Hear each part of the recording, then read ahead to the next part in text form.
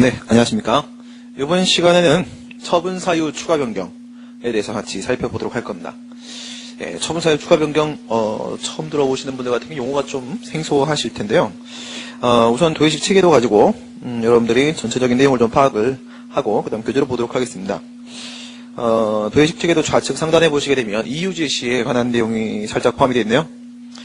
우리 앞에서 행정절차법상 처분 절차에서 배웠습니다. 행정절차법에는 신입생 처지에 신고하고 입법 예고, 처분 절차, 그리고 행정지도, 행정예고 이와 같은 5가지 내용이 포함이 되어 있다고 했습니다.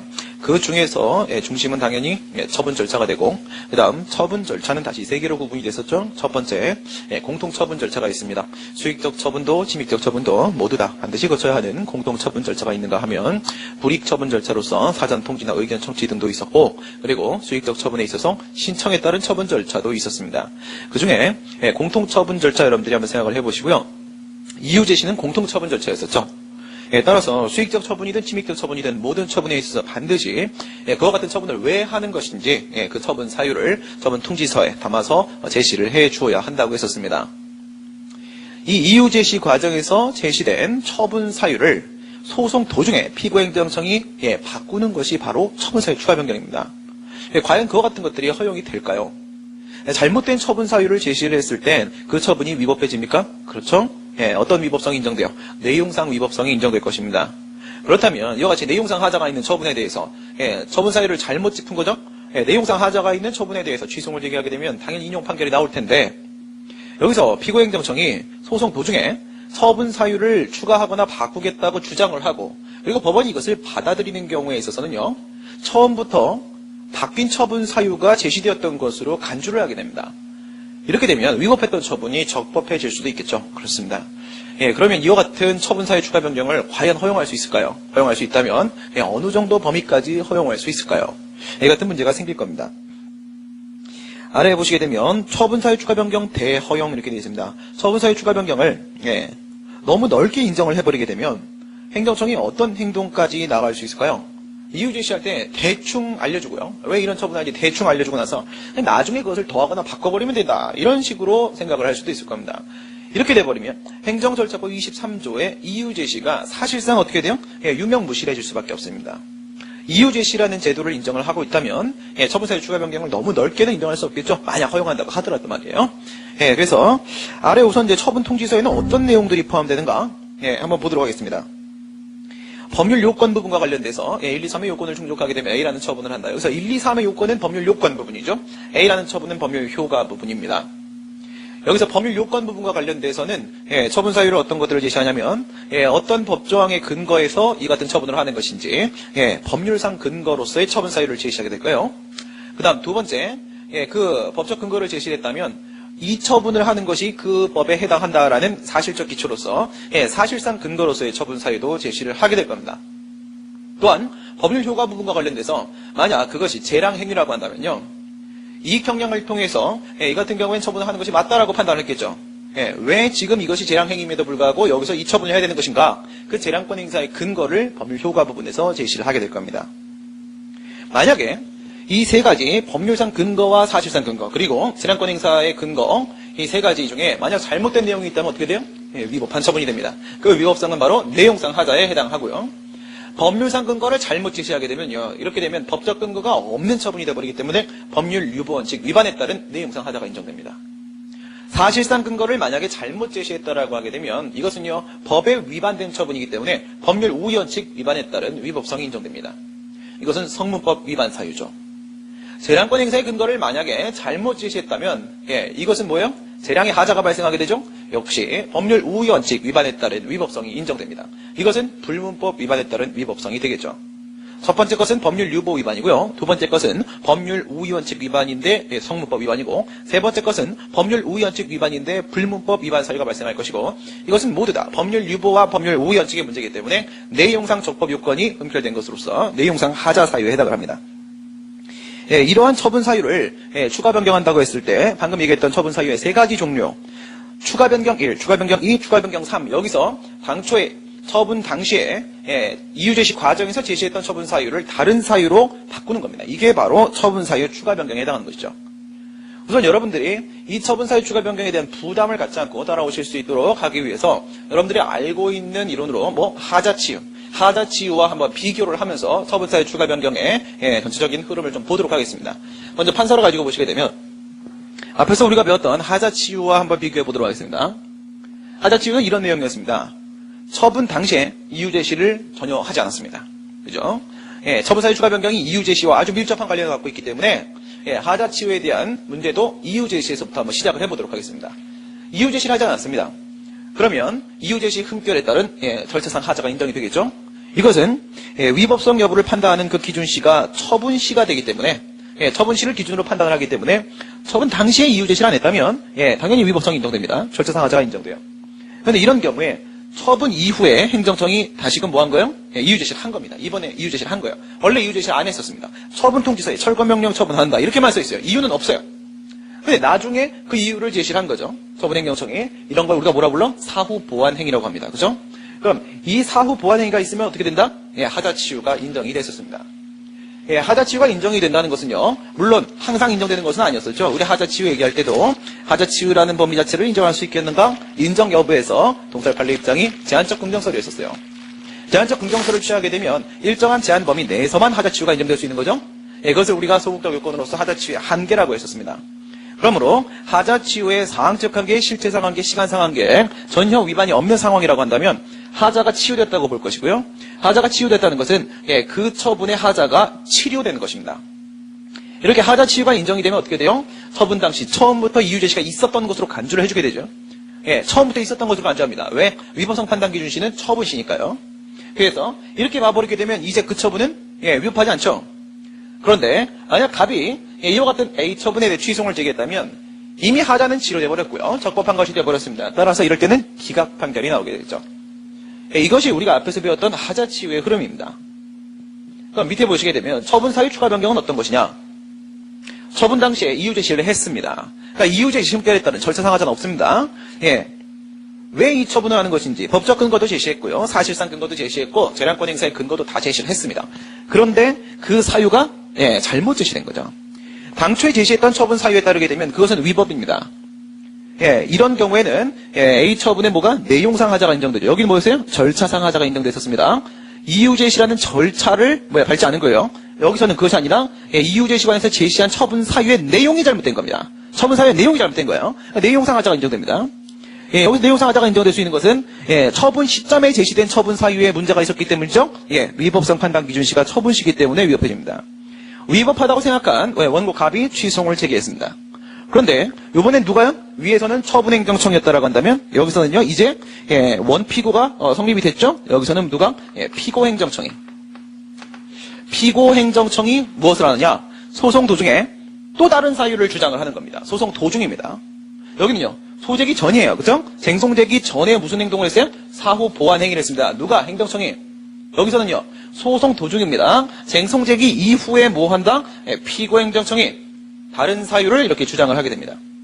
여기서도 위와 마찬가지로 처분 사유 추가 변경에 특별히 한계 위반이 없다면 처분 사유 추가 변경이 인정될 수 있을 겁니다. 여러분 하자치유랑 비교해 보세요. 하자치유도 법에 뭐가 없었습니까? 하자치유라는 거에 대한 명문 규정이 없었어요. 그러니까 과연 이와 같은 하자치유 법리를 인정할 수 있겠는가? 학설 판례 문제가 생겼었습니다. 거기서 학설이 뭐가 있었냐? 전면적으로 긍정을 하자. 하자치유라는 것을 행정경제 효율성 측면에서 인정을 하자. 전면적 긍정설이 있었고 국민의 권리 침해로 연결될 수 있기 때문에 인정할 수 없다라고 주장을 하는 전면적 부정설이 있었습니다. 그리고 일정한 범위 내에서 인정할 수 있다라는 제한적 긍정설이 있었죠. 여기 처분사유 추가 변경도 마찬가지입니다. 처분사유 추가 변경을 인정할 것인가에 대한 문제도 똑같이 행정소송법에 엄연히 이것은 행정소송의 본안 절차, 본안 소송 절차임에도 불구하고 무엇이다? 특별히 명문 규정이 없습니다. 행정소송법에. 똑같이 전면적 긍정, 전면적 부정, 제한적 긍정설이 이렇게 대립이 있어요. 하자치유에서도 통설 판례가 제한적 긍정설을 했습니다. 여기도 통설 판례가 제한적 긍정설입니다. 똑같죠? 그렇다면 하자의 치유에서도 뭐가 있었어요? 한계 논의가 있었고 사항적 한계, 실체상 한계, 시간상 한계 논의가 있었다면 여기도 똑같이 있습니다. 사항적 한계, 실체상 한계, 시간상 한계 논의가 여기 보시면 사항적 한계, 실체상 한계, 시간상 한계 논의가 그대로 있죠. 하자의 치유하고 처분사유 추가 변경의 논의 흐름이 거의 대동소이합니다.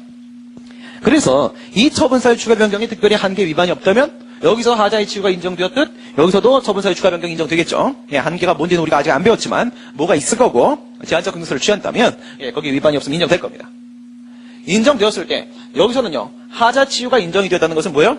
처음부터 그와 같은 적법 절차를 거쳤다고 인정해 주는 거죠. 여기서 처분사유 추가 변경이 인정되었다는 건 뭐예요? 당초 사유가 아니라 예, 피고행정청이 바꾸고 싶어하고 있는 그 다른 사유를 근거로 해서 예, 위법성을 법원이 판단하게 된다는 겁니다.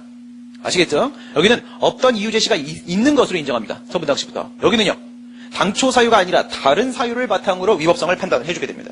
그런데 이 다른 사유에 따르게 되면 적법하다. 이거는 제대로 된 처분 사유다. 하게 되면 어떻게 돼? 그 처분은 적법 판결이 돼버리죠. 그러면 처분이 적법하니까 기각 판결이 나올 겁니다. 그래서 하자 치유하고 처분 사유 추가 변경은 예, 교수님 교과서에서도 예, 굉장히 밀접한 관계를 맺어놓고 서로 비교하면서 설명을 합니다. 저도 역시 마찬가지로 이렇게 비교를 해드렸어요. 차이점 한번 보실래요? 어떤 차이가 있는가? 도의식 책에도 맨 오른쪽에 보시게 되면 예, 박스 그림이 있죠. 거기 보시면 처분 사유 추가 변경은 뭐라고 되어 있습니까? 위에 빨간색 글씨로 소송의 계속 중에 이루어집니다. 그러니까 이미 소재기를 한 상태에서 처분 사유를 추가나 변경하고 싶다고 주장을 하는 거예요. 하자의 치유는 언제 발생합니까? 예, 쟁송되기 전에 인정됩니다. 그죠? 예, 요런 차이점이 우선 있고요. 그 다음에 하자 치유의 경우에 있어서는요, 절차상 하자에서 인정됩니다. 왜? 중대한 하자를 중간에 이렇게 치료를 했다고 예, 봐줄 수는 없는 거 아니겠습니까? 경미한 하자에 대해서만 하자 치유가 인정됩니다. 경미한 하자에 대해서만 인정이 된다는 것은 바로 내용상 중대성이 없어야 되기 때문에 그 하자에 내용상 중대성이 없어야 되기 때문에 내용상 하자는 인정이 안 됩니다. 절차상 하자와 같은 경미한 하자만 인정이 된단 말이죠. 예. 그런데 이 처분사유 추가 변경은 어디서 인정되는 거예요? 이거는 내용상 하자에서 인정되는 거죠. 그렇죠? 그래서 이건 절차상 하자, 이건 내용상 하자에서 인정된다는 점, 요것도 하나 여러분들이 비교를 해놓으시기 바랍니다. 쟁송되기 전이다, 쟁송되기 후다. 이것은 절차상 하자에서 인정된다, 내용상 하자에서 인정된다. 또 이제 중간에 박스를 보시게 되면 예, 하자의 치유는 어떻게 되어 있습니까? 적법한 처분에 대해서는 하자 치유 논의가 나오지 않는다. 그리고 무효인 처분에 대해서는 하자 치유 논의가 나오지 않는다. X라고 되어 있죠. 왜 그렇습니까? 하자 치유는 하자가 있어야 돼요. 하자가 있어야 되는데 적법한 처분은 하자가 없죠. 그러면 치료할 하자가 없습니다. 그럼 하자 치유 논의가 못 나오는 거죠. 그 다음 두 번째, 여러분 하자 치유 또는 사정 판결의 경우에 있어서는 왜 그런 것을 인정하는 거예요? 그 처분의 효력을 유지하기 위해서 인정하는 겁니다. 그렇죠? 처분의 효력을 유지하기 위해서 이 같은 논의를 하는 거라고 그랬죠. 처분의 효력을 유지한다는 것은요, 우선 유지할 대상으로서의 처분의 효력이 있어야 됩니다. 무효인 처분의 경우에 있어서는 처음부터 효력이 전혀 없잖아요. 그러니까 법원이 만약에 하자 치유를 인정을 하게 되면 행정청이 한 저 사후 보완 행위를 근거로 법원이 이건 하자가 치유됐다. 무효인 처분에 대해서 법원이 이 하자는 치유됐다. 이렇게 봐버리게 되면 어떻게 돼요? 법원이 새로운 처분을 발령한 결과가 돼버리죠. 법원이 새로운 처분을 발령한 결과가 돼버리면 권력분리 법칙이 반하게 됩니다. 따라서 하자 치유는 무엇이다? 하자가 있어야 되니까 적법한 처분에 대해서 인정이 안 됩니다. 하자 치유는 무엇이다? 효력을 유지하기 위함이기 때문에 무효인 처분에 대해서 인정이 안 된다. 그러나 처분사유 추가 변경은 적법한 처분도 그리고 위법한 처분 중에서 예, 취소 사유도 무효 사유도 모두 다 가능합니다. 모두 다 가능해요. 그게 무슨 뜻이야? 그래서 여기 사항적 관계 보시게 되면 모든 처분이라고 이렇게 돼 있어요. 왜 그럴까? 이유 제시 과정에서 당초에 제시한 그 처분 사유에 따라도 이게 특별히 위법성이 없어. 적법한 처분이야. 근데 행정처이 좀 찜찜할 수 있죠. 그러니까 실질적으로 적법합니다. 실질적으로 적법한데 행정처이 좀 찜찜한 거야. 그래서 처분 사유를 좀 더 이렇게 추가해서 보강하고 싶은 겁니다. 이럴 때도 처분사유 추가 변경이 가능합니다. 이건 뭐예요? 적법한 처분이 적법해지는 겁니다. 그대로 적법해지는 거예요. 그런데 위법한 처분 중에서 무효인 처분 역시도 처분사유 추가 변경이 가능합니다. 둘의 차이는 뭐예요? 얘는 소송이 제기되기 전에 사후보완 행위를 하는 거기 때문에 이거는 행정청이 뭐야? 국민들이랑 싸울 생각이 없는 거예요. 자신의 잘못을 인정하고 분쟁을 사전에 예방하기 위해서 이루어지는 겁니다. 처분사유 추가 변경은 뭡니까?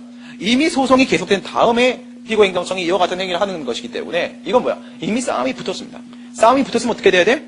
위법적법의 문제를 달리해야 됩니다. 이건 효력을 유지하는 거고 위법적법의 문제를 달리해야 되는 것이기 때문에 취소 사유냐 무효 사유 이런 거 중요하지 않아요.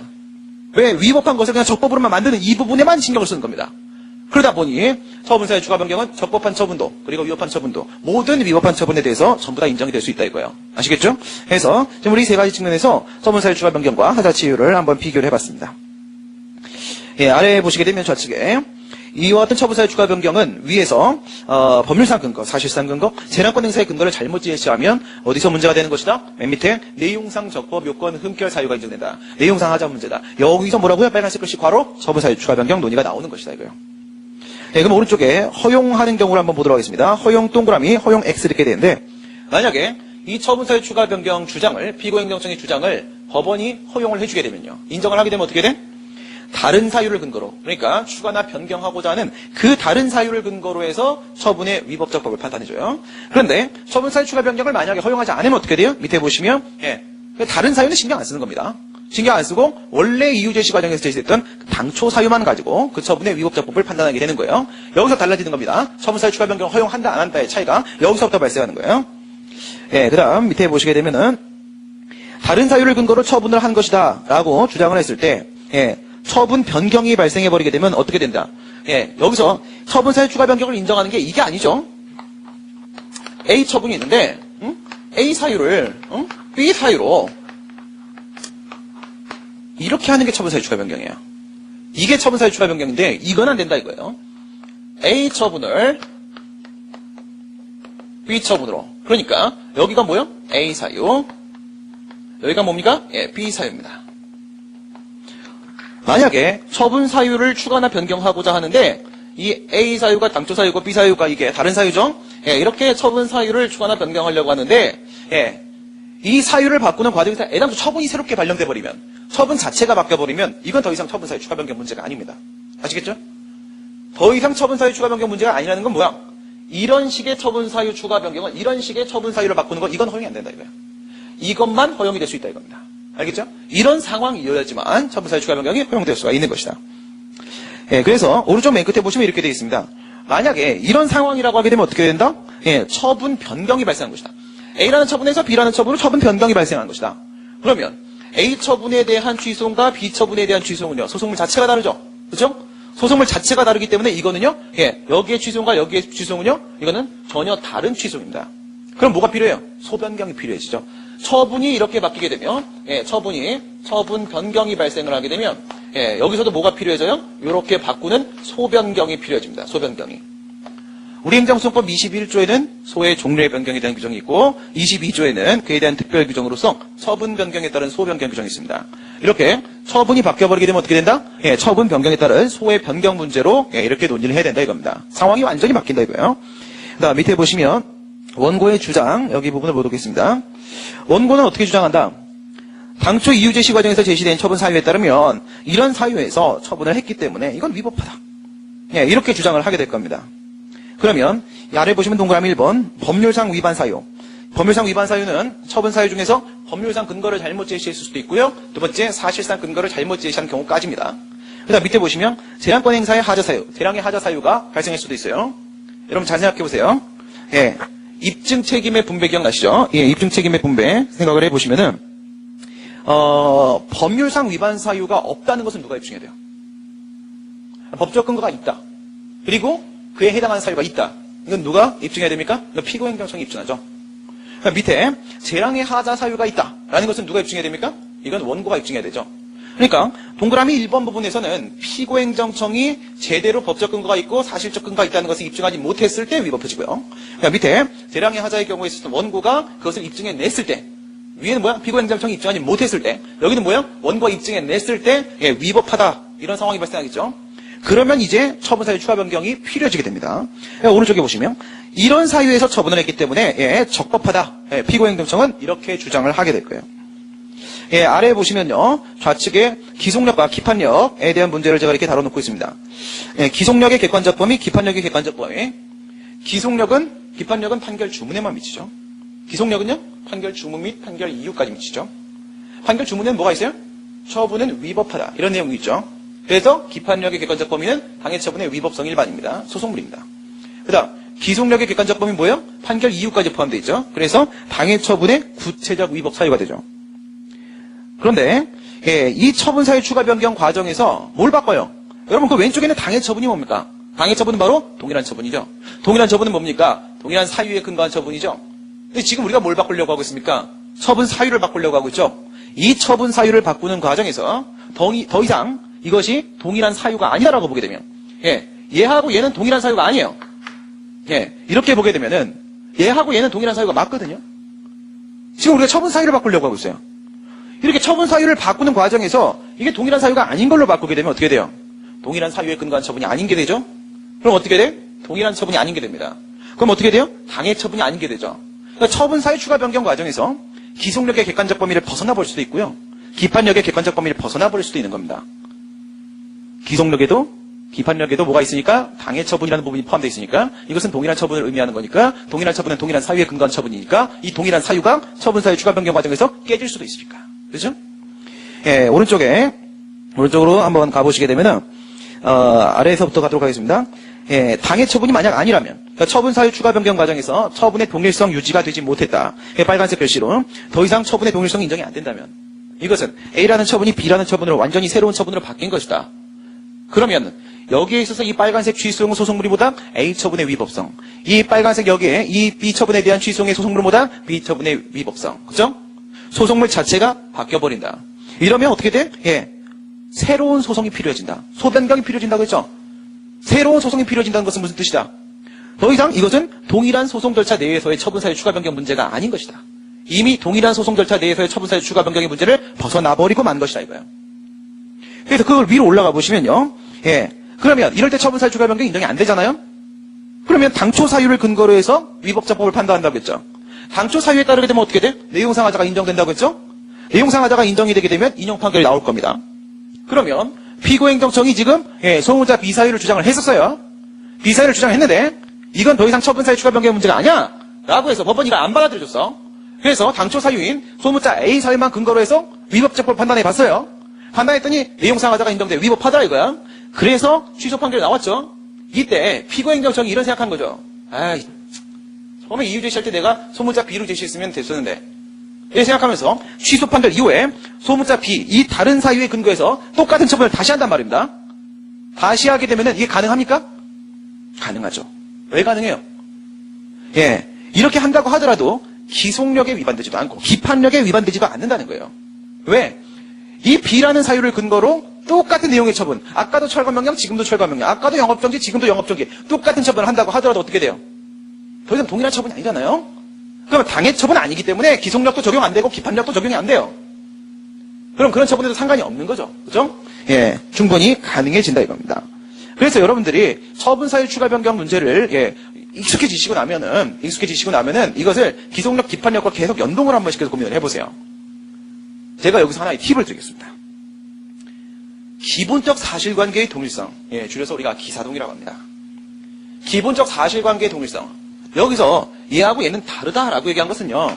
이따 나오게 되는데 이 소문자 A 사유와 소문자 B 사유는 기본적 사실관계 자체가 전혀 다르기 때문에 그렇습니다. 이 기본적 사실관계 동일성, 기사동의 문제가 우리 행정소송에서 걸릴 수 있는 영역이 3개가 있어요. 하나가 지금의 처분사유 추가 변경이고 하나가 기속력이고요. 하나가 바로 뭐예요? 하나가 기판력입니다. 아시겠죠? 그 3개에서 기사동 논의가 공통분모로 겹쳐 있습니다. 그래서 여러분들이 기속력, 기판력, 처분사유 추가 변경 이런 식으로 기억하시면 돼요. 여기 이렇게 기사동의 문제가 있는데 처분사유 추가 변경, 저사 주변과 판결의 효력으로서 기속력 그리고 기판력의 문제가 이렇게 같이 돌고 돈단 말입니다. 그래서 항상 여러분들이 같이 연결해서 한번 생각을 해보시면 좋겠습니다. 아래에 있는 박스를 가지고 한번 예를 한번 들어보도록 하겠습니다. 당초 사유가 이렇게 돼 있었던 거야. 식품위생법 44조 2항 1호, 그 다음 75조 1항 13호에 근거해서 청소년을 융접객원으로 고용 종사하게 하였다고 하여 6개월 영업정 처분을 했습니다. 근데 이건 위법한 처분이에요. 왜 그러냐면 식품위생법 44조 2항 1호 75조 1항 13호를 근거로 처분을 하려면 6개월 영업정 처분을 하려면 이때 요건이 뭐냐면 오른쪽에 있는 청소년에게 주류 제공입니다. 아시겠죠? 왼쪽 위에 있는 법률상 근거하고 다른 사유 쪽 오른쪽 아래에 있는 사실상 근거가 이렇게 묶여야지 적법한 처분이 되는 거예요. 그 다음에 다른 사유 쪽에 법령상 근거를 보시게 되면 식품위생법 44조 2항 4호하고 75조 1항 13호가 이렇게 있는데 요거하고 연결되는 게 바로 뭐냐면 왼쪽에 있는 청소년 유흥접객원을 고용종사예요. 이렇게 크로스하면 적법해지고요. 이렇게 크로스하면 적법해지는데 지금 상태대로면 위법합니다. 아시겠죠? 그러면요. 이렇게 보면 어떨까요? 실제로 갑이라는 친구가 청소년에게 주류를 제공한 사실은 있는 겁니다. 알겠죠? 근데 청소년을 유흥접객원으로 고용종사시킨 사실은 없어요. 그럼 어떻게 해야 됩니까? 어떻게 하면 적법한 처우가 바뀔 수 있어요? 오른쪽 사실상 근거가 존재하고 있으니까, 법률상 근거를 바꾸면 되겠죠. 법률상 근거를 바꾸게 되면은, 오른쪽 상황, 헷갈리실 수 있겠네. 그죠? 청소년에게 주류 제공을 한 사실이 있단 말이죠. 이런 사실이 있으면 어떻게 하면 돼? 당초 사유에 있는 법률상 근거를 그대로 유지한 채로 밑에 있는 사실상 근거를 바꾸면 되죠. 유흥접객을 고용종사시켰다라는 것을 포기하고 무엇으로? 청소년에게 주류 제공했다는 사실로 바꾸면 되죠. 과연 이런 식의 처분사유 추가 변경이 가능할까요? 지금은 처분사유를 추가하는 겁니까? 변경하는 겁니까? 변경하는 겁니다. 알겠죠? 추가하는 것은 더하는 거고 변경하는 것은요? 바꾸는 거예요. 지금 변경하려고 하는 거예요. 만약에 밑에 있는 청소년 유흥접객 고용종사시켰다를 청소년에게 주류를 제공했다로 바꿀 수만 있다면 이런 처분사유의 변경이 허용될 수만 있다면 어떻게 돼? 적법한 처분이 될 수 있죠. 가능하겠는가 이겁니다. 가능하면 위법적법의 결과가 달라집니다. 법원의 판결도 바뀔 겁니다. 이건 불가능하다는 거예요. 이게 왜 불가능할까? 아래 보면 뭐라고 돼 있어요? 기본적 사실관계의 동일성이 인정이 안 된다 이거야. 왜? 청소년을 유흥접객을 고용한 거하고 걔들한테 술을 판 거하고는 아무런 관련이 없는 문제라는 겁니다. 동일성이 인정이 안 된다는 거예요. 이럴 땐 바꿀 수 없다 이거예요. 만약 이거 바꾸는 거 허용을 해버리게 되면요. 전혀 다른 처분이 돼버려요. 전혀 다른 처분이 돼버리게 되면 어떻게 돼요? 소송물이 변경됩니다. 소송물이 바뀌어버리게 되면 어떻게 돼요? 처분권주에 반한단 말입니다. 그렇기 때문에 허용될 수가 없다 이거. 그러면 만약에 이런 경우 어떨까요? 위에 있는 법률상 근거만 바꾸는 건 가능할까요? 그러니까 청소년에게 유흥접객원 고용종사시켰다는 사실이 있는 걸로 우리가 가정을 해보겠습니다. 있다. 이런 사실이 있다. 근데 얘가 행정성이 법적 근거를 잘못 제시한 거예요. 이유 제시하면서 처분 통지서에다가. 그래서 다른 사유에 법률상 근거 있는 이 법적 근거를 요거를 적용시킨다. 법적 근거를 바꾼다. 이것도 처분사유 추가 변경 문제입니까? 맞죠. 왜? 처분사유에는 법률상 근거로서의 처분사유도 있고 사실상 근거로서의 처분사유도 있잖아요.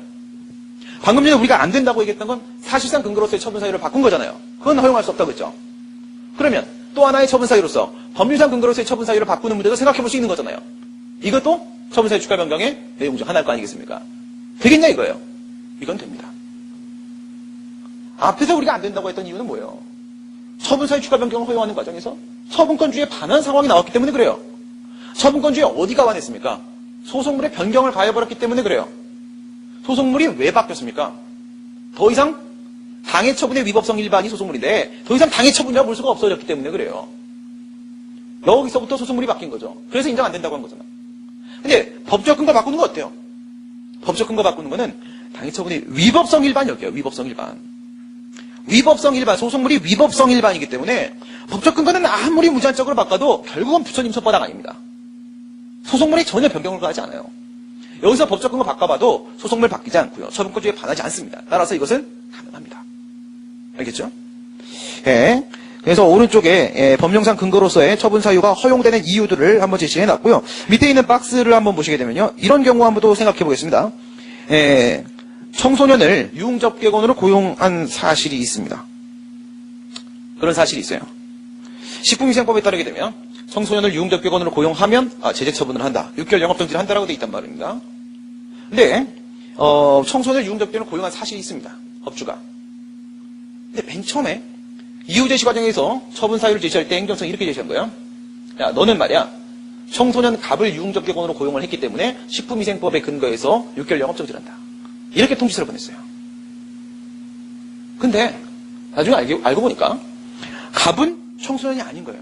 그냥 뭐야? 극강 동안이야 그냥. 그렇죠? 그냥 진짜 어려 보이는 거야. 진짜 어려 보이는데 실은 나이가 40이 넘었어. 뭐 얘가 뭐 유흥접객원으로 일하면 어때? 상관없는 거잖아요. 그죠? 얘 직업입니다. 그래서 이거 내가 잘못 제시했네. 이거 위법한데 하던 차에 행정청이 또 하나의 사실을 발견했습니다. 거기에 나이 40이 넘어 보이는 친구가 있는데 얘가 청소년인 거야. 그게 실제로 청소년을 유흥접객에 고용한 사실은 있는 거죠. 그래, 그러면 바꿔봐야겠다. 그래서 얘가 소송을 제기했겠죠. 갑 내 동생이야. 업주는 50이에요. 동생이 45야. 근데 여동생이죠. 여동생인데 극강동안이야. 그러니까 내 동생을 고용했다고 얘 청소년이네? 고맙네. 이러면서 하지만 영업정지는 받아들일 수 없어. 청소년이 아니니까. 그래서 이런 미흡한 처분은 내가 받아들일 수 없다고 취소를 제기했습니다. 피고 행정청이 알게 된 거야. 실제로 청소년을 고용한 사실이 있긴 있었다는 걸. 을이라는 청소년을 고용했다는 거죠. 그러니까 피고 행정청이 소송 도중에 처분 사유를 좀 바꾸고 싶습니다라고 법관에게 주장을 하는 겁니다. 을을 고용했다는 것으로 바꿉시다. 가능하겠습니까? 아니, 청소년 고용한 사실이 있는 거잖아요. 그것도 동시에, 같은 시기에 그렇게 돼 있었던 거예요. 가능하겠어요? 불가능합니다. 왜? 이건 법적 근거를 바꾸는 게 아니죠. 법률상 근거로서의 처분 사유를 바꾸는 게 아닙니다. 뭘 바꾸는 거죠? 사실상 근거로서의 처분 사유를 바꾸는 겁니다. 아까 법률상 근거로서의 처분 사유는 무제한적으로 바꿔도 상관없다고 했어요. 왜? 소송문의 변경을 가하지 않으니까. 소송문은 당해 처분의 위법성 일반이니까. 하지만 사실상 근거로서의 처분 사유를 바꿀 때는 무슨 문제가 생겨요? 기본적 사실관계의 동일성. 기사동의 문제가 발생합니다. 판례는 기사동에 대한 판단은 법률적으로 평가하기 이전에 구체적 사실에 착안하여 그 기본적인 사실관계가 동일하면 기본적 사실관계의 동일성이 인정이 된다고 했어요. 뭐가 아니라고요? 법률적으로 평가할 문제가 아니라고 했어요. 이걸 법률적 평가의 문제로 가져가게 되면 갑을 고용했다라는 것도 을을 고용했다라는 것도 둘 다 청소년을 고용한 것이야. 라고 볼 수 있기 때문에 그 동일성이 인정됩니다. 근데 법률적 평가 문제가 아니라는 거예요. 뭘 가지고 보라는 거예요? 얘의 DNA와 얘의 DNA를 가지고 보란 말입니다. 얘의 주민등록번호와 얘의 주민등록번호, 얘는 아직 주민등록번호 없나? 가지고 보란 말이에요. DNA를 가지고 판단하면 진짜 똑같은 사람이냐? 다른 사람이잖아요, 갑이랑 을은. 그러면 기사동이 인정이 안 됩니다. 이런 식의 처분사유 추가 변경은 허용되지 않는다는 것이죠. 이제 여러분들이 조금 느낌이 오시죠? 처분사유 추가 변경을 허용을 하게 되면 물론 위법한 처분이 적법한 처분으로 바뀔 수 있습니다. 이렇게 되다 보면 원래는 인용 판결의 대상이었던 처분이 기각 판결로 넘어갈 수도 있어요. 그러나 이 같은 처분사유 추가 변경이 무제한적으로 지금 인정되고 있는 건 아닌 걸 느끼셨죠? 그렇죠? 굉장히 제약이 심합니다. 그러니까 이런 생각하시면 안 돼. 아니 피고행정처한테 처분사유 추가 변경이라는 기회를 인정을 한다는 것은 원고에게 너무 불이익하지 않은가. 특별히 그런 일은 없습니다. 아시겠죠? 그러면 과연 처분사유 추가 변경은 어디까지 허용될 것인가를 우리 이 왼쪽에 있는 판서를 가지고 전체적인 흐름을 한번 보도록 하겠습니다. 교과서를 보기 전에 먼저 큰 틀을 보도록 할게요.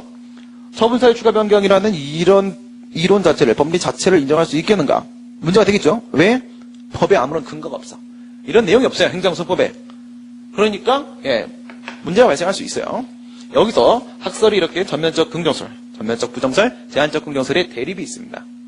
판례는 뭐라고 하냐? 판례는 기본적 사실관계의 동일성이 인정되는 범위 내에서만 인정된다라고 해서 일정한 제한을 둡니다. 그렇다면 전면적 긍정도 아니고 전면적 부정도 아니죠. 제한적 긍정설의 입장입니다. 우리도 제한적 긍정설의 입장을 취하게 될 겁니다. 왜? 여러분 처분사유 추가 변경을 이제 무조건 다 부정을 해버리게 되면 어떻게 되겠어요? 소문자 A 사유를 처음에 이유제시 가지고 제시를 했단 말이죠. 근데 피고행정청은 소문자 B라는 사유를 가지고 판단을 받아보고 싶어요. 이런 거를 무조건 안 돼 라고 해버리게 되면요. 취소 판결이 나온 다음에라도 행정청은요. 그 소문자 B라는 사유를 가지고 또 처분할 거 아니겠습니까? 그러면 한 번에 다 판단해 볼 수 있는 건데 그죠? 법원이 소문자 A, 소문자 B 사유에 따른 위법성을 한 번에 다 판단해 줘버리면 이 사건은 여기서 끝나는 건데 그러지 않으면 취소 판결 이후에 행정청이 뭐 하겠어요? 또 소문자 B를 근거로 또 하겠죠. 그러면 갑은 또 소송 제기하겠죠. 그럼 어떻게 돼요? 무용하게 동일한 처분이 반복되고 또 무용하게 소송이 반복되고 있습니다. 행정경제 효율성, 소송경제 효율성의 측면을 반할 수밖에 없어요. 그렇기 때문에 처분사유 추가 변경이라는 것을 인정할 필요도 있습니다. 그런데 이 처분사유 추가 변경을 앞에서 말씀드린 대로 너무 무제한적으로 확대시켜버리면 어떻게 돼요? 이유제시를 왜 하라는 거야? 나중에 다 바꿀 건데. 이유제시의 취지 자체가 몰각될 수가 있어요. 또 무슨 문제가 있어? 위법했던 처분이 적법해질 수도 있으니까 이런 상황이 오게 되면 원고의 방어권 침해로 연결될 수도 있어요. 그러니까 처분사유 추가 변경을 또 무제한적으로 또 확대할 수는 없는 거예요. 그러니까 뭐가 맞는 거야? 제한적 긍정설이 맞는 거란 말이죠. 좋아. 그러면 하자 치유 때와 마찬가지로 제한적 긍정설을 취해버리고 나면 어떻게 됩니까? 일정한 제한 범위가 생기는 거죠. 그죠? 그 안에서만 처분사유 추가 변경이 인정될 수 있는 거예요. 그래서 이렇게 따라 올라가시게 되면 그 인정 범위, 한계 논의가 나오는 겁니다. 여기까지만 되는 것이다. 여기서부터는 안 되는 것이다. 근데 하자 치유 때에는 우리가 상황적 관계, 시체상 관계, 시간상 관계 이런 식으로 얘기했었단 말이죠. 여기도 똑같은 논의가 있어. 그런데 여기는 이제 특별히 한계가 없는 거예요. 여기는. 아까 처음에 말씀드린 대로 뭐라고 했어요? 적법한 처분도 가능하다고 했어요. 소사 주변 주장이. 위법한 처분. 그리고 그것은 위법적법 문제라고 했어요. 하자 치유는 효력 문제이기 때문에 하자를 치유하는 거 우선 위법해야 되고 효력의 문제니까 취소해야 되지만 여기는 뭐라고? 여기는 적법한 처분뿐만 아니라 위법한 처분 모두 취소 무효 모두 가능하다고 했어요. 그러면 여기는 모든 처분이에요. 여기서는 특별히 문제가 안 됩니다. 여기가 이제 핵심인데 실제 상황계를 한번 보도록 합니다. 기본적 사실관계 동일성이 이런 문제가 하늘에서 뚝 떨어진 건 아니라는 거죠. 왜 처사 추변 처분사유 추가 변경 얘기를 할 때 왜 자꾸 기사동 기본적 사실관계 동일성 기본적 사실관계 동일성 이걸 왜 하느냐? 처분권주의에 반하면 안 되니까. 그렇죠? 그러면 처분권주의는 뭐다? 원고 소액 개시, 소액 종료, 소송물에 대한 문제는 원고의 처분에 맡긴다는 것이죠. 그렇죠? 법원이 함부로 바꿀 수 없다는 거예요. 이 중에 소송물 쪽에서 문제가 생기게 됩니다. 소송물은 당해 처분의 위법성 일반을 말하는 거죠. 당해 처분의 위법성 일반. 제가 이쪽으로 써야겠군요. 당해 처분의 위법성 일반. 여기를 말하는 거다. 근데 이 위법성 일반 부분과 관련돼서는 처분사유에는 두 개가 있는데 법령상 근거, 사실상 근거 두 개가 있는데 이 법령상 근거로서의 처분사유는 법적 근거는 앞만 바꿔도 위법성 일반의 부처님 손바닥 아니기 때문에 요거는 이제 특별히 문제가 안 되는 거죠. 그렇죠? 나비가 아니고 무제한입니다. 무제한. 그런데 문제는 뭐냐? 사실상 근거로서의 처분사유를 바꿀 때 상황이에요. 그게 이 소송물의 어느 부분과 이 당해 처분 부분과 관련이 돼 있다 이거죠. 한번 살펴보니까 이 당해 처분이 뭐더라? 당해 처분은 바로 동일한 처분, 처분의 동일성 유지를 요구하는 거더라. 동일한 처분이라는 것은 동일한 내용의 처분이면서 동일한 사유에 근거한 처분이어야 돼요.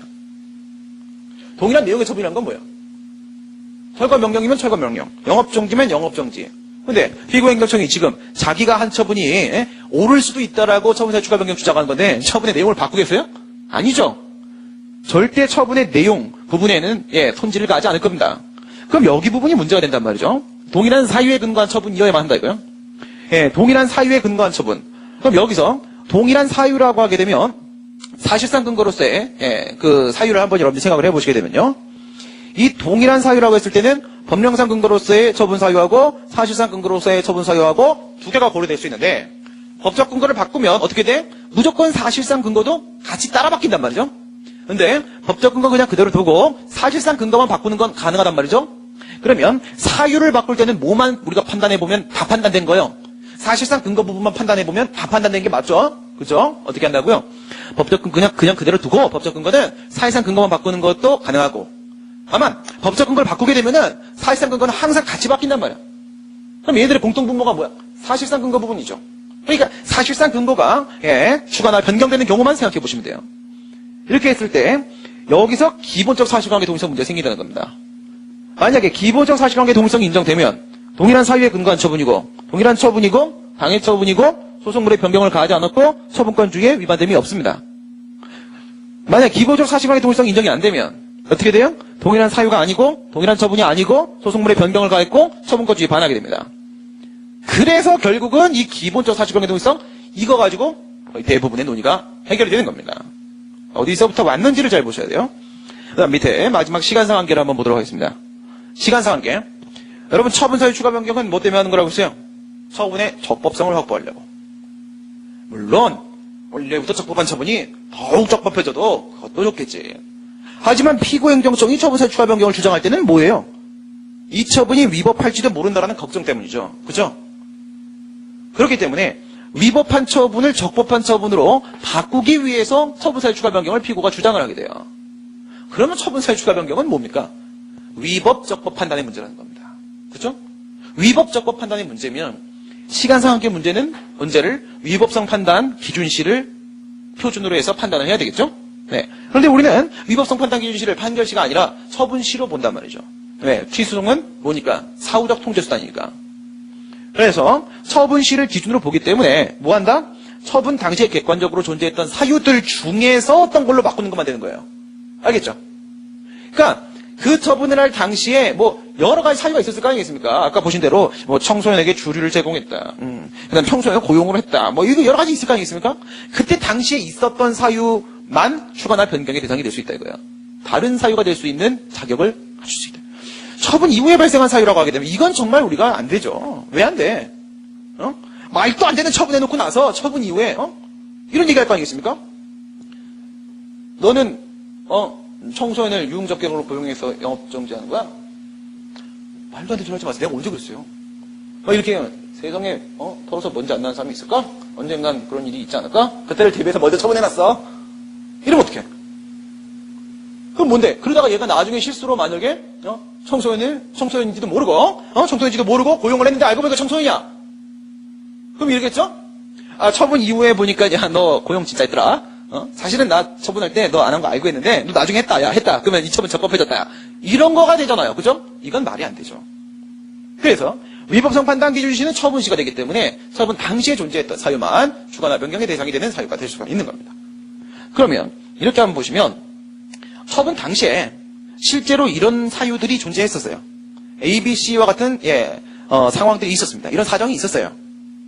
그리고 그 처분 이후에 6개월 영업정지 이후에 D, E, F와 같은 이런 사정이 새롭게 사정 변경 사정이 새롭게 발생했습니다. 근데 이유 제시 과정에서 당초에 제시했던 사유는 바로 B입니다. B죠. 그런데 A하고 B는 어떻게 돼요? 기본적 사실관계 동일성 인정이 안 돼요. B하고 C는 기본적 사실관계 동일성 인정이 됩니다. 이런 상황이 어떻게 될까요? A는 뭐야? A는 B를 A로 이렇게 바꾸는 처분 사유 변경은 허용이 안 되겠죠. 변경이 안 되면 추가도 당연히 안 되는 거고. 왜 안 돼요? 실체상 관계 위반되잖아요. 그렇죠? 얘가 1로 이렇게 변경하는 건 되겠죠. 왜 됩니까? 사항적 관계 특별히 항상 문제 없고, 두 번째 실체상 관계에서 기사동을 요구하는데 기사동 인정이 되고 있고, 세 번째 시간상 관계에서 처분 당시에 객관적으로 존재했던 사유에 된다라고 했는데 처분 당시에 존재했던 사유가 맞고, 그러면 B를 C로 바꾸는 건 가능하겠죠. 이건 안 되죠. 이건 B를 D나 B를 E나 B를 F로 바꾸는 거 이거 돼요? 이건 안 되죠. 왜 안 돼? 우선 처분 당시에 존재했던 사유가 아닙니다. 그죠? 그러니까 시간상한계 위반이 발생합니다. 뿐만 아니라 이렇게 시간상한계 위반이 발생했을 때는 항상 이렇게 기사동도 같이 깨져요. 같이 깨지기 때문에 실체상한계도 동시에 위반됩니다. 얘들은. 그러니까 이 5개 중에서 얘만 되는 거예요. 얘만. 무슨 말씀인지 아시겠죠? 네. 이러면 이제 처분사유 추가 변경 얘기는 끝난 겁니다. 우리 교재를 가지고 마무리하도록 하겠습니다. 교재 보시면 로마자 1번. 행정청이 취소의 계속 중, 소송 도중이라는 거 조심하셔야 됩니다. 그래서 처분사유 추가 변경은 본안 소송 절차, 소송 참가나 아니면 집행정지 등과 같이 본안 소송 절차 내에서 우리가 논의를 하게 돼요. 그다음 처분의 적법성 확보를 위하여라고 해서 적법성 확보 밑줄 그시고 뭐다? 이미 싸움이 시작됐기 때문에 적법성 확보가 굉장히 중요한 문제가 되는 겁니다. 그렇죠? 적법성 확보, 효력 유지 X입니다. 효력 유지가 목적이 아니에요. 그다음 처분 당시의 이유 제시 과정에서 처분사유 추가 변경은 이유 제시랑 굉장히 밀접한 관련을 맺습니다. 왜? 당초 사유를 다른 사유로 바꾸는 거잖아요. 근데 당초 사유가 언제 제시된 거야? 이유 제시 과정에서 제시된 거잖아요. 그렇죠? 이거를 지금 뒤집으려고 하는 거니까 이유 제시 과정에서 제시했던 그 당초 사유와 다른 사유를 추가하거나 변경하는. 추가는 뭐야? 추가는 더하는 거고 변경 뭐야? 교체하는 겁니다. 대체시키는 거예요. 1대1로. 소송물의 범위. 소송물의 범위 논의가 왜 나올까요? 이게 하자치유에는 없던 내용이죠. 여러분 뒤에 보시면 로마자 3번에 인정 여부가 있고요. 로마자 4번에 한계가 있습니다. 이거는 하자치유에서도 똑같이 있었죠. 인정 여부가 있었고 한계가 있었어요. 그런데 처분사유 추가 변경에 추가되어 있는 내용이 바로 뭐다? 이 소송물의 범위 이 부분이죠. 그렇죠? 이게 왜 들어간 거야? 하자치유 없던 게 바로 여기 때문에 그래요. 여기 때문에. 여기 때문에. 소송물을 무엇으로 볼 것인지 이거를 판단을 해둬야지 어떻게 됩니까? 처분사유 추가 변경의 허용 여부가 허용 범위가 달라져요. 그럼 가만히 생각해봐요. 소송물의 범위를 아주 넓게 보면 어떻게 되겠습니까? 처분사유를 막 바꿔도 이미 굉장히 넓게 봤기 때문에 소송물의 변경을 가할 가능성이 굉장히 낮아지겠죠. 소송물의 변경을 가할 가능성이 낮아지게 되면 어떻게 됩니까? 처분사유 추가 변경의 인정 범위가 넓어지겠죠. 이해가 돼요? 소송물을 크게 보면 우리가 크게 인정을 하게 되면 처분사유를 안만 바꿔도 그 소송물의 변경을 가할 가능성이 낮아요. 그러면 처분사유 추가 변경이 허용될 가능성이 높아져요. 근데 그게 아니라 소송물의 범위를 굉장히 좁게 봐버리게 되면 어떻게 돼요? 처분사유를 조금만 바꿔도 어떻게 돼? 소송물의 변경을 가하게 돼요. 그러면 처분사유 추가 변경의 인정 범위가 그만큼 좁아질 수밖에 없다는 거죠. 그래서 이 소송물 이게 뭐예요 지금? 변수 X예요. 변수 X. 얘를 어떻게 설정하느냐에 따라서 모든 논의가 다 바뀐단 말이에요. 그래서 소송물을 보시게 되면 소송물의 범위에 따라 처사처분의 인정 범위가 달라진다. 이유는 처분권주의 내용 중 하나이기 때문에 그런 것이었다. 광의설 특정 처분의 위법성 일반으로 보는 거. 이건 당해 처분이 아닙니다. 당해 처분이 아니에요. 특정 처분의 위법성 일반으로 보는 겁니다. 이거는 내용만 동일하면 상관이 없다는 거예요. 내용만 동일하면. 그 다음 중간설 보시게 되면 기본적 사실관계 동일성 하에서의 처분의 위법성 일반. 이게 바로 뭐예요? 당해 처분의 위법성 일반입니다. 이게 통설 판례예요. 그 다음 협의설 보게 되면요. 개개의 위법 사유에 따른 처분의 위법성. 이거 여러분들 2번하고 3번 중간설하고 협의설 비교하실 수 있겠어요? 비교가 돼요? 중간설 여기서 얘기하는 소송물이 바로 뭡니까? 이게 판례가 얘기하는 소송물이죠. 그죠? 그러면 소송물은 뭔데? 기판력의 객관적 범위 아니에요. 그죠? 그 밑에요. 개개의 위법 사유, 구체적 위법 사유에 따른 처분의 위법성. 이건 뭐예요? 이건 기속력의 객관적 범위 아닙니까? 그죠? 그러니까 만약에 협의서를 취하게 되면은 기속력의 객관적 범위만큼 소송물을 좁히게 되는 거예요. 아래 보시게 되면 판례 취소의 소송물은 기본적 사실관계 동일성하에서의 처분의 위법성 일반으로 판례는 보고 있습니다. 이렇게 보고 있어요. 그러면 여러분들은 이거를 어떻게 판단을 해주셔야 되냐면 이렇게 비교를 하시면 돼요. 방금 제가 뭐라고 했습니까? 소송물은 기판력의 객관적 범위다. 기판력의 객관적 범위다. 예, 기판력 소송물 얘기 나오면 항상 기판력이랑 연동시켜서 생각하시면 돼요. 기판력의 적용 범위 첫 번째 주관적 범위가 있고 두 번째 객관적 적용 범위가 있었고 세 번째 시간적 적용 범위가 있었습니다. 주관적 범위는 소송 당사자하고 그리고 후소 법원에게 소송 당사자에게는 이미 판단은 끝났기 때문에 더 이상 다른 소송 절차에서 똑같은 사건에 대해서 소제기 못하도록 막는 거 일사부재리요. 후소 법원은 그럼에도 불구하고 만약에 원고가 또다시 소송을 제기하면 어떻게? 전소와 똑같은 판단을 해라. 모순금지요. 이래 있었습니다. 이 객관적 범위가 바로 뭐예요? 객관적 범위가 이게 소송물이었습니다. 이게 소송물. 시간적 범위는 소송 자료를 제출할 수 있는 마지노선 판결시 이렇게 했었죠. 이겁니다. 그러면 말이에요. 이 소송물을 어떻게 크게 보면 작게 보면 크게 보면 어떻게 됩니까? 밖에 불이 났네요. 불이 굉장히 크게 난 겁니까? 지금 전쟁이 난 겁니까? 아무튼 간에. 우리는 공부할 거 공부하고, 전쟁이 나면은 요거 끝나고, 나가면 되죠. 그죠? 동원이 되려나? 그건 모르겠습니다. 크게 보면 어떻게 돼요? 크게 보게 되면, 얘한테 적용되는 거 한번 생각해 보세요, 얘한테. 얘한테 뭐가 적용돼? 일사부재리효가 적용되죠. 일사부재리효가 적용돼요. 소송물의 범위를 크게 보면 어떻게 돼? 소재기가 안 되는 불가쟁의 영역이 그만큼 넓어지겠죠? 불가쟁의 영역이 넓어지면 넓어질수록 어떻게 됩니까? 장점은 분쟁이 한 방에 끝납니다. 그렇죠? 분쟁의 일회적 해결이라는 측면에서는 분쟁의 일회적 해결이라는 측면에 있어서는 좋습니다. 그러나 이걸 너무 넓게 봐버리게 되면 어떻게 돼요? 그럼 원고의 권리구제에 문제가 생길 수 있어요. 그렇죠? 국민의 권리구제에 있어서만큼은 마이너스 효과가 발생할 수가 있습니다. 여러분 만약에 이거 광희설처럼 봐봐요. 광희설처럼 똑같은 영업정지야. 응? 똑같은 영업정지인데 동일한 사건에서의 영업정지가 아니라 옛날에 내가 뭐 할 때 다른 사업할 때 받았던 영업정지 처분이 있었어. 근데 내가 그 영업정지 처분에 대해서 소송을 제기했던 적이 있는 거야. 근데 그 영업정지 처분은 적법하다고 해갖고 기각당한 적이 있었어요, 내가. 실제 상황은 아니고, 가상으로. 그쵸? 내가 10년 전에 그런 적이 있어. 근데, 이번에 또 다른 사유로 영업정지 받은 거야. 근데 저것도 영업정지, 이것도 영업정지잖아요. 이러면 뭐야? 내용은 분명히 영업정지로 동일합니다. 그러면 여기서, 이번에 영업정지 분명히 위법합니다. 실제법상 분명히 위법해요. 그래서 취소를 제기했습니다. 만약에 광의설 취해버리게 되면요. 저 전소의 판단이 이 후수에 미쳐버립니다. 그럼 여기서도 어머니 위법한 처분임에도 불구하고 이거 적법하다고 기각해야 됩니다. 그 말이 안 되게 권리침해로 연결되죠? 그죠? 물론 분쟁은 다 끝난 겁니다. 영업정지와 관련된 나의 분쟁은 이제 없는 거야.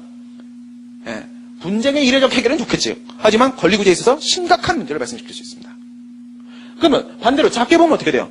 작게 보게 되면 이게 1번이다, 이게 2번이다 라고 하게 되면 1번 쪽에서 문제가 생기고 2번 쪽에서 장점이 되겠죠. 이해가 되세요? 어떻게 보면 돼? 협의설 취해봐요, 협의설. 협의설 취해보게 되면 개개의 위법 사유에 따른 위법성의 문제를 봤어요. 그럼 이게 되는 거예요.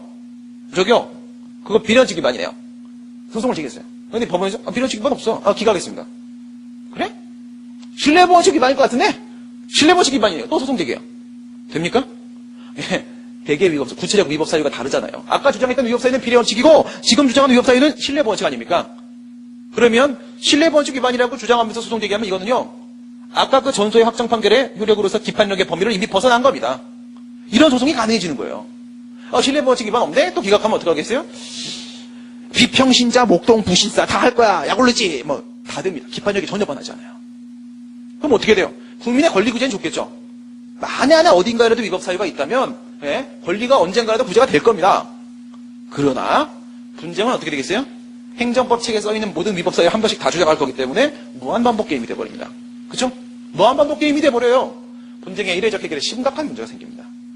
그러면 광의설도 협의설도 문제가 있죠? 이럴 때는 항상 뭐예요? 그 중간에서 균형 달성이 중요한 거예요. 균형, 모든 건 이익형형입니다. 그렇죠? 그래서 밑에 보시면 광의설은 불가정의 범위를 부당하게 확대해서 권리구제에 반하는 문제가 있고, 협의설은 분쟁의 이례적 해결을 위한 소송경제 효율성에 심각한 문제가 생길 수 있다. 그러므로 중간설의 입장이 타당하다.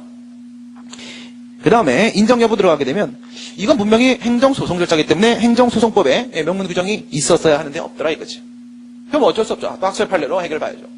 그래서 전면적 긍정서를 보시게 되면 아까 말씀드린 대로 소문자 B 사유를 주장해보고 싶어. 비과행정청은. 근데 이게 처분사유 추가 변경이라는 자체가 인정이 안 돼. 이렇게 봐버리게 되면 어떻게 돼요? 그 B 사유를 근거로 똑같은 점을 또 할 거예요. 취소 판결 이후에. 기존에는 건 원래 이제 위협하니까 취소 판결 나올 거 아니겠습니까? 또 할 거야. 그다음에 또 소송 대결. 행정경제 효율성, 소송경제 효율성 이런 문제가 생길 거 아니겠는가? 그러면 처분사유 추가 변경 인정하자. 또한 우리 행정소송법 26조에는 직권심리주의 규정이 있다. 따라서 법원은 원칙적으로 모든 법적, 사실적 측면을 다 판단할 수 있다. 그러니까 법률상 근거로서 바꾸는 부분, 모든 법적 부분에 대해서 판단할 수 있다. 사실상 근거로서의 처분사유를 바꾸는 부분, 모든 사실적 판단을 다 할 수 있다. 그러니까 이거 다 인정하다. 전면적 긍정서. 전면적 부정서는 뭐라고요? 처분사유 추가 변경 이거 인정하면 이유제시 뭐야? 대책내놔. 이유제시 취지가 무의미해지지 않냐? 이런 문제. 그 다음 위법한 처분이 적법한 처분으로 바뀌어버리면 애꿎은 원고만 기각당할 수도 있지 않는가? 원고 방어권 침해 이런 주장을 합니다. 제한적 긍정서는요. 하자 치울 때도 마찬가지고 원고의 방어권을 침해하는 데까지는 미치면 안 돼요. 이건 기본이고, 그죠? 너무 억울한 상황 만들면 안 되잖아요. 근데 기본이고 처분사유 추가 변경 아까 얘기했던 처분권주의 이것 때문에 뭐가? 기본적 사실관계 동일성이 인정되어야만 한다. 이런 주장을 합니다. 판례에 보시면요. 당초 처분의 근거로 삼은 사유와 당초 사유, 기본적 사실관계 동일성이 인정되는 한도 내에서 기사동, 다른 사유를 추가하거나 변경할 수 있다. 뭐죠? 무조건 된다, 무조건 안 된다 아니죠? 제한적 긍정서 입장을 취하고 있습니다. 그럼 또 긍정설이 주장하는 행정경제, 소송경제 효율성의 문제 역시 중요하다. 포기할 수 없다. 그다음 부정설이 주장하는 원고 방어권 보장의 문제 역시 중요하다. 따라서 적절한 선이 어디인지를 찾아보자.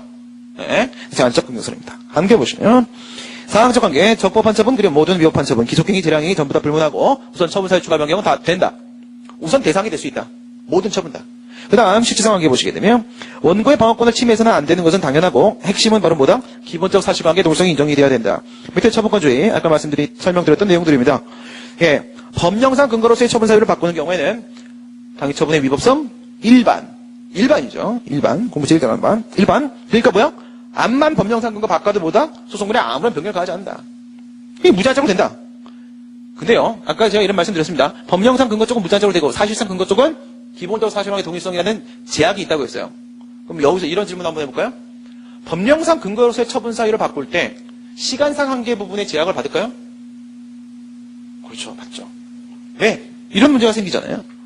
여기서 처분 당시, 처분 이후 이 중간에 뭐가 생길 수 있어요? 사정 변경이 있을 수도 있지만 법령 개정이 있을 수도 있어요. 법령 개정이. 이거는 다 고려 대상이 아니라는 거죠. 해서 정리하면 이렇습니다. 사실상 근거로서의 처분 사유 문제는 어디에서 우리가 검토가 필요해져요? 실체 상한계, 시간 상한계 모두 다 검토가 필요해져요. 실체 상한계는 기사동, 시간 상한계는 사정 변경. 법령상 근거로서의 처분 사유는 사항적 한계, 실체 상한계 쪽에는 문제가 없는데 시간 상한계의 제약은 있습니다. 법령상 근거로서의 처분 사유도.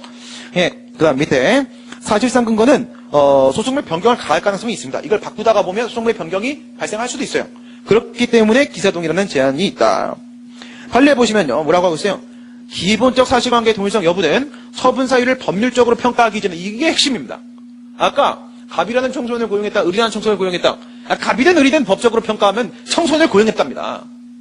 근데 이렇게 판단하지 말라고 하잖아요. 청소년을 고용했냐 안 했냐 이런 법적인 문제가 아니라 누구를 고용했는데 이거죠. 구체적인 사실에 차가 나요. 그 기초가 되는 사회적 사실관계 기본적인 점이 동일한가? 이게 말이 복잡하게 하는데 뭐냐면 갑이랑 을이랑 같은 놈이냐 다른 놈이냐 이거 판단해보라 이거예요. DNA가 다르고 분모도 다르고 다 다르잖아. 그죠? 청소년이라는 것만 같은 거 아니겠습니까? 그건 법적인 문제고. 그 다음 시간상 관계 보시면 처분사유 추가 변경의 판단 시점이 아니라는 걸 조심하세요. 여러분 기억나시죠? 우리 하자치유 얘기했을 때 하자치유의 시간상 관계 얘기했을 때 하자치유가 인정되는지 안 되는지에 대한 판단 시점입니까? 아니죠. 하자 치유를 인정한다, 인정하지 않는다. 처분사유 추가 변경을 인정한다, 인정하지 않는다. 이건 뭐예요? 처분의 위법적법에 대한 결론을 맺을 때 하는 거예요. 그러니까 하자 치유 가능성 판단 시점, 처분사유 추가 변경 가능성 판단 시점은 당연히 판결시입니다. 당연히 판결시야. 하자 치유에서는 뭐가 문제가 되는 거예요? 하자 치유의 사유가 되고 있는 사후 보완 행위가 언제 있었던 거냐? 이거죠. 언제까지 했던 사후 보완 행위를 근거로 하자 치유를 인정할 것인가? 사후 보완 행위 시점이 있습니다. 처분 사유 추가 변경에서는 뭐예요? 여기도 판단 시점이 아니라 뭐예요? 추가나 변경하려고 하고 있는 그 처분 사유의 존재 시점인 겁니다.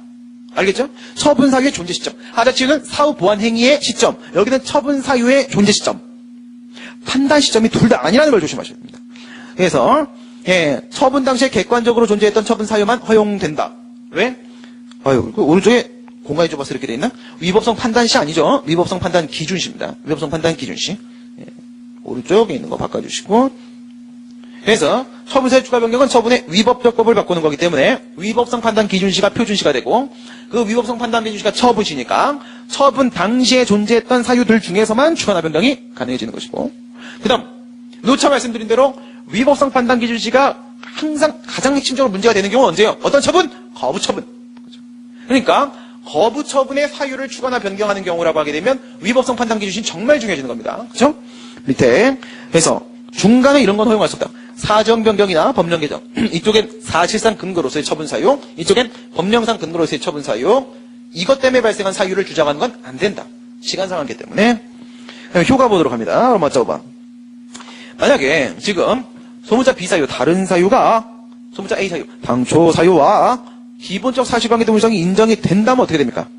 인정이 된다면 처분사유 추가 변경이 허용이 되죠. 허용이 되면은 뭐를 가지고 그 처분의 위법적법을 판단해요? 당초 사유야? 아니죠. 다른 사유를 근거로 해서 위법적법을 판단합니다. 그러면 엄연히 위법했던 처분이 적법해질 수도 있죠. 인용 판결이 기각 판결로 바뀔 수도 있는 거야. 그래서 이럴 때 어떻게? 원고에게 소를 취하할 수 있는 기회를 인정을 해줘야 됩니다. 소를 취하하지 않는 경우라고 하게 되면 기각돼 버리겠죠? 적법하다고 바뀌어버리니까. 그럼 어떻게? 소송 비용도 일부 피고가 부담해야 될 필요가 있지 않겠는가? 이런 얘기고, 원래는 위법했던 거잖아요. 그죠? 그 다음, 기본적 사실관계 동생이 만약에 인정이 안 되면 어떻게 돼요? 이거는 처분사유 추가 변경이 안 되는 상황이죠? 여기서 A라는 소문자 A라는 사유를 소문자 B라는 사유로 바꾸면 어떻게 돼요? 대문자 A라는 처분이 대문자 B라는 완전히 새로운 처분으로 바뀌어버리는 거예요. 그러면 소송 도중에 무슨 일이 생긴 거야? 소송 도중에 처분이 바뀐 거야. 처분이 바뀌었으면 소도 바뀌어야 돼요. 그렇죠? 소도 바뀌어야 되기 때문에 22조에 처분 변경에 따른 소외 변경 문제로 넘어가게 되는 상황이. 알겠죠? 그럼 하자치유랑 아까 전에 우리 비교했던 거 한번 생각해 보도록 합니다. 하자치유는 뭐라고요? 평화주의자입니다. 싸우기 싫어요. 싸우기 싫어서 자기 잘못을 일부 인정하고 사후 보완 행위를 하는 겁니다. 목적은 효력을 유지하는 것이 목적입니다. 처분사유 추가 변경 그것이 아니라 이미 싸움이 시작된 겁니다. 따라서 그 처분의 적법성을 확보하지 못하면 피고는 죽습니다. 그것이 목적입니다. 하자치유는 경미한 하자에 대해서만 인정됩니다. 절차상 하자에서만 논의가 됩니다. 내용상 하자 인정 안 됩니다. 판례도 내용상 하자도 하자치유가 없다라고 분명히 판시하죠.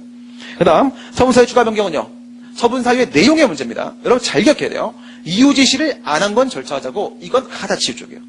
이유 제시 내용에 문제가 있는 것은 내용상 하자고 이건 처분사유 추가 변경 문제 쪽입니다. 이유 제시라는 것 안에 있는 거지만 절차 측면에서 접근하는가 그 내용 측면에서 접근하는가가 분명히 달라요. 그 다음 하자의 치유는 뭐다? 처분 이후에 행한 사후 보완 행위 때문에 논의가 되는 것이고 처분사유 추가 변경은 처분 당시에 존재했던 사유만 대상이 될 수 있는 겁니다. 그 시점도 다르죠 서로. 하자치유와 항상 비교해서 보시고 그 다음에 아까 우리 이거 얘기했던 거를 잘 기억하셔야 돼요. 이거는 아니라고 했죠. 이런 처분이 이거를 B로 사유를 바꾸는 과정에서 이렇게 바뀌는 건 아니라고 했어요. 아니라고 했어요. 무슨 말씀을 드리려고 하는 거냐? 하자 있는 행정행위의 전환은 뭐예요? 하자 있는 행정행위 전환은 하자를 치유한다는 건 이런 거라고 했잖아요. 하자를 치유한다는 것은 이것이 무엇으로 바뀐다?